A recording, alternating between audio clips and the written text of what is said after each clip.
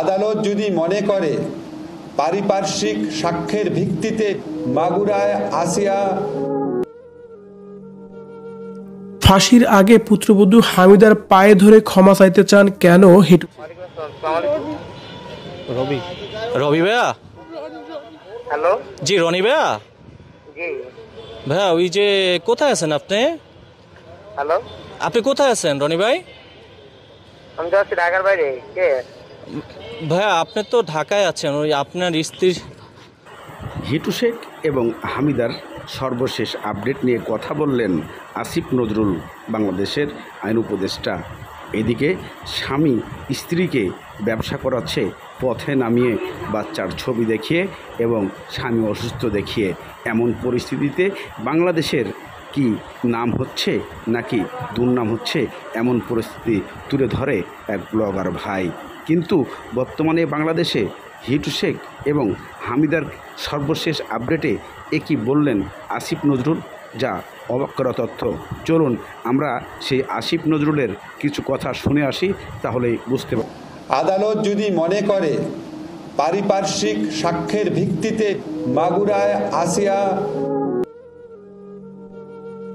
ফাঁসির আগে পুত্রবধূ হামিদার পায়ে ধরে ক্ষমা চাইতে চান কেন হিটু শেখ?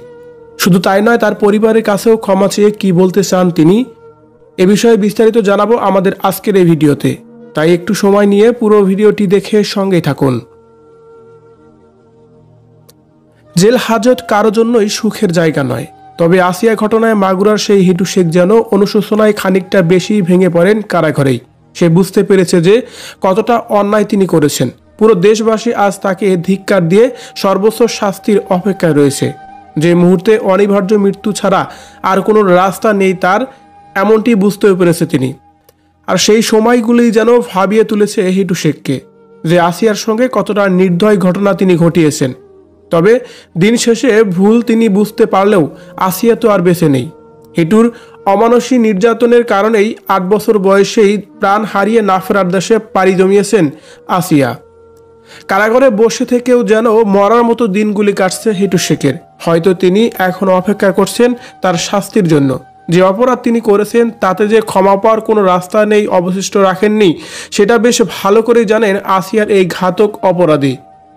কিন্তু তবুও মৃত্যুর আগে অন্তত একবার হলেও আসিয়ার পরিবারের কাছে ক্ষমা চাইতে সুযোগ চাইলেন হিটু শেখ।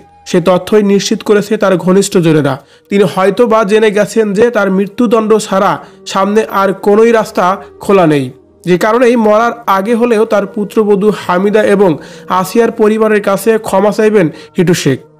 হিটু শেখ তার পুত্রবধূ হামিদার সঙ্গেও অনবরত অন্যায় করেছেন, যে কথা হামিদাও প্রকাশ করেছেন অনেকবার।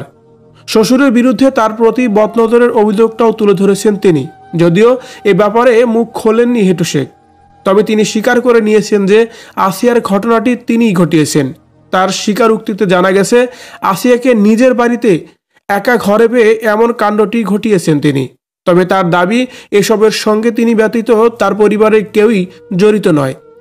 যদিও হামিদার অভিযোগের কারাগারেই বাসস্থান নিয়েছে হিটু শেখের গোটা পরিবার, তবে দিন শেষে হিটু শেখ বুঝতে পেরেছেন যে আসলে তিনি জঘন্যতম অপরাধ করেছেন। তাই এই অপরাধের যে কোনো শাস্তি তিনি মাথা পেতে নেবেন। তবে তার আগে অন্তত একটিবার হলেও আসিয়ার পরিবারের কাছে ক্ষমা চাইবেন তিনি। আসিয়ার পুরো ঘটনায় তিনি অনুতপ্ত হয়েছেন এবং তার সঙ্গে আইনের কাছে তার আকুল আবেদন ছিল এমন যে বিনা দোষে তার পরিবার যেন শাস্তি না পায়। দরকার হলে আরও ভালো করে তথ্য ঘেটে যেন তার স্ত্রী সন্তানকে মুক্ত করে দেয় আইন শৃঙ্খলা বাহিনী। ভিউয়ার্স, হিটু শেখের সর্বশেষ একটাই চাওয়া, সে তার ছেলের বউ হামিদার কাছে ক্ষমা চাইতে চান। শুধু তাই নয়, তার পরিবারের কাছেও ক্ষমা চাইতে চান শেষবারের মতো। আর এই বিষয়টাকে আপনি কিভাবে দেখছেন কমেন্ট করে জানিয়ে দিন কমেন্ট বক্সে। এই যে আপনি প্রতারণা করতেছেন,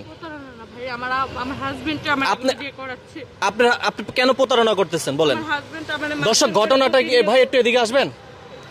ঘটনাটা হয়েছে কি, আচ্ছা ঠিক আছে, সবকিছু ঠিক আছে, আপনি এই যে কাজগুলা কেন করতেছেন? ঘটনাটা হয়েছে কি, এদিকে ক্যামেরায় তাকান। ঘটনাটা হয়েছে তিনি বলছে তার বাবা অ্যাক্সিডেন্ট করছে, ট্রাক অ্যাক্সিডেন্ট করছে। 1 মিনিট, আপনি বলছেন আপনার বাবা ট্রাক অ্যাক্সিডেন্ট, আমার কথা শেষ করি। আপনি বলছেন আপনার বাবা ট্রাক অ্যাক্সিডেন্ট করে পঙ্গু হসপিটালে ভর্তি। আব্বু ট্রাক অ্যাক্সিডেন্টে 2টা পা কাটা গেছে, এখন আবার মাঝে পর্যন্ত ইনফেকশন হয়ে গেছে ভাইয়া। মানে আমি এমনটা বলেছি, যদি আপনার বাবা হসপিটালে ভর্তি থাকে প্রয়োজনে আর্থিক সহযোগিতার জন্য আমি করব, আমি আপনাকে হেল্প করব বলছিলাম। আচ্ছা, ওনাকে আমি হচ্ছে আমার ক্যামেরা পার্সন যিনি আছেন তাকে দিয়ে পঙ্গু হসপিটালে আনলাম। আনার পরে তার আসল যে রূপটা রয়েছে সেই আসল রূপটা কিন্তু বের হয়ে গেল যে আসলে তিনি কিন্তু একজন প্রতারক। আপনার হাজব্যান্ডকে আমি আইনি দিব, অবশ্যই আইনি দিব। আপনি কান্না করছেন, আপনি কতদিন যাবত এই কাজ করতেছেন? 3 মাস ধরে আজকে আমার মারধর করে, যেই পাশে থাকি। তাহলে আপনি কেন বললেন আপনার বাবা হসপিটালে ভর্তি? আপনি কেন বললেন? উনি অনেক মানুষ ছিল, আপনাকে সাইডে আনার ওইটাই আমার ভুল হয়েছে ভাইয়া। আপনাকে সাইডে আনা সবকিছু বলা। দেখেন ছবিটা বাইর করেন, ছবিটা বাইর করেন। আমার আব্বু। এটা কে? এটা আমার শ্বশুর। এটা হচ্ছে কি ওনার শ্বশুর। উনি বলল যে আমার বাবা হসপিটালে ভর্তি, আর্থিক সহযোগিতার জন্য অনেক টাকা প্রয়োজন আছে। এইটা দেখিয়ে মানুষের কাছে ভিক্ষা করছিলেন তিনি। এই কাজ কে করাচ্ছে আপনাকে? আমার স্বামী। আপনার স্বামী? কারণ বোরগার নিচে শয়তান লুকিয়ে থাকে, এটার প্রমাণটা আজকে আপনারা পাইলেন। সহযোগিতা করার জন্য যথেষ্ট আমি হেল্প করব বলেছিলাম। আচ্ছা, তাহলে এই যে প্রতারণা করতেছেন, সাধারণ মানুষের সাথে প্রতারণা করতেছেন, যারা অরিজিনাল প্রবলেমে আছে, আপনাদের কারণে তারা ভিক্ষা পাচ্ছে না, সবাই প্রতারক ভাবে। আমি আপনাকে বলতেছি ভাই, এখন একটু আইনের ব্যবস্থা করে দেন। আইনের ব্যবস্থা অবশ্যই করব। কয় মাস যাবত ভিক্ষা করছেন? 3 মাস হয়েছে আমার মারধর করে। 3 মাসে ভিক্ষা কত টাকা উপার্জন আসছে আপনার? ওই টাকা নিয়ে যে 400-500 টাকা হইলেও নিয়ে যায় মারধর করে। মানে দৈনিক, মানে এক কথা হচ্ছে আপনার হাজবেন্ড আপনাকে দিয়ে এইসব ব্যবসা করাচ্ছে, মানে মারধর করে। আপনার হাজবেন্ড কোথায় থাকে? মিরপুর 1 নাম্বার। মিরপুর 1 নাম্বার থাকে। আপনার হাজবেন্ডকে ফোন দেন, এখানে আসবে। আপনাকে আমি পুলিশে দিব এখন। আপনাকে আমি এখন পুলিশে দিব। আপনার হাজবেন্ডের নাম্বার দেন। যারা দেখছেন, রয়েছেন, শুনছেন, ভিডিওটি শেয়ার করে দিবেন, লক্ষ মানুষকে দেখার সুযোগ করে দিবেন। বলেন নাম্বার বলেন। 019। আমি যে আপনাকে ক্যামেরা এখানে রয়েছে, এখানে মানুষ রয়েছে, আপনার হাজবেন্ডকে কিছুই বলবেন না। আমি কথা বলবো না, আপনি কথা বলবেন যে আগারগাঁও কি জানো এটা ভাইয়া, নির্বাচন ভবনের এখানে আসেন। এখানে আমি অসুস্থ, একটা বিয়ে করছে, এখন 1 বছর হয়ে গেছে, আমার বেবি আছে। ওরে আপনি ফোন দিয়ে বলেন যে আপনার বাবা কি অসুস্থ, এসব কিছু বলে তারপর আপনি একটু জয় করে আপনি ওনাকে এখানে আনান, কথা বলেন।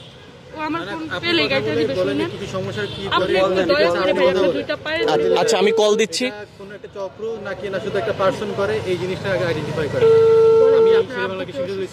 আচ্ছা আচ্ছা, তো ভালো।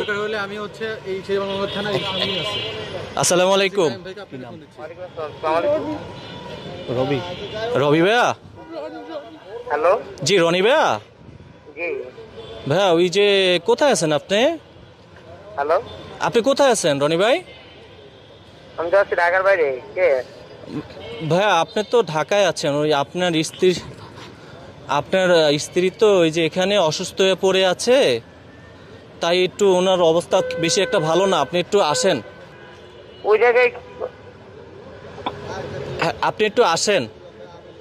হ্যালো, আপনি একটু আসেন, আপনার স্ত্রীর অবস্থা বেশি একটা ভালো না। আমি তো ঢাকার বাইরে। দেখেন, আর আম্মুর নাম্বার আছে, বুঝছেন? আচ্ছা, উনি বিষয়টা হচ্ছে ওনাকে হচ্ছে ওই অটো একটা মেরে দিছে আর কি। হ্যাঁ, ওনাকে হসপিটালে নিতে হবে। আচ্ছা, ফোনটা দেন তো। আর আম্মুর নাম্বার আছে তো? উনি তো কথা বলতে পারতেছে না, উনি পায়ে ব্যথা পাইছে। আপনি একটু আসেন। এখানে যারা রয়েছেন আপনারা বুঝছেন প্রতারকটা কতটুক চক্র। আপনি শোনেন, এই যে আপনি মানুষের সরলতার সুযোগ নিয়ে ভিক্ষা করছেন, আমার যে অনেক অত্যাচার করে, এইসব করে। আপনি আমাকে বলেন আপনার কাছে ফোন নাই, কিন্তু আপনার স্বামী বলল আপনার কাছে ফোন আছে। জি, আপনি আমাকে বললেন আপনার কাছে ফোন নাই, কিন্তু আমার কাছে ফোন আছে। তাহলে এখন তো না আপনি স্বীকার করছেন এইজন্য, কারণ আমার আপনিও তো আমি থাকি ওই বাসায়, সবাই জানে আমার কাজ করে। আপনাকে কি পুলিশে দিতে হবে এরকম কিছু? হ্যাঁ দেন, তাহলে আরো বেশি ভালো হবে। কারণ পুলিশে ভাই তাহলে একটু পুলিশ খবর দেই আমরা সবাই। হ্যাঁ ভাইয়া, ভাই একটু পুলিশকে খবর দেন, কারণ আমার হাজবেন্ড এগুলো আমারে করায়। একজন স্বামী তার স্ত্রীকে মাঠে নামিয়ে বাজারে ঘাটে ব্যবসা করা, নাকি এটাকে প্রতারক চক্র? এমন সূত্র জানতে অনেকেই প্রশ্ন তুলেছেন। আসলে কেমন স্বামী, নাকি এটা একটা চক্র, তা জানার চেষ্টা চলছে বর্তমান।